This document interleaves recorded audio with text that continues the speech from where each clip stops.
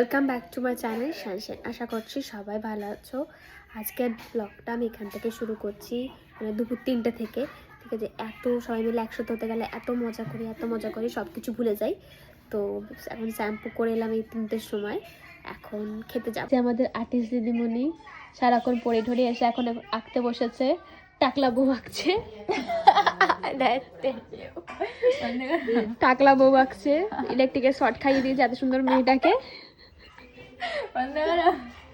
আগের দিনে পাপড়ি চাটটা সবার এত পছন্দ হয়েছে যে আমাকে মা বাড়ি গিয়ে বলল আবারও বানাতে। তাই টুকটাক কিছু জিনিসপত্র কেনার ছিল, যেমন দই, চাট মশলা, ভুজিয়া, সেগুলোই মোড় থেকে কিনতে গেছিলাম আমি আর বোন।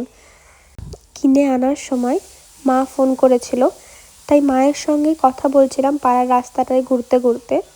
নর্মালি এদিকে তো ভালো ঠান্ডা থাকে, কিন্তু এইবারই দেখছি এতটা কম ঠান্ডা। তোমাদের ওখানে কেমন ঠান্ডা পড়েছে আমাকে কিন্তু কমেন্ট করে জানিও। তারপর বসে গেছিলাম এখানে পাপড়ি চাট বানাতে। পাপড়ি চাট বানানোর পর এখানে সব কিছু আর কি সাজিয়ে সবাইকে দিচ্ছিলাম। আজকেও কিন্তু খুব টেস্টি হয়েছিল, সবারই খুবই পছন্দ হয়েছিল। 50 টাকা প্লেট, 50 টাকা প্লেট।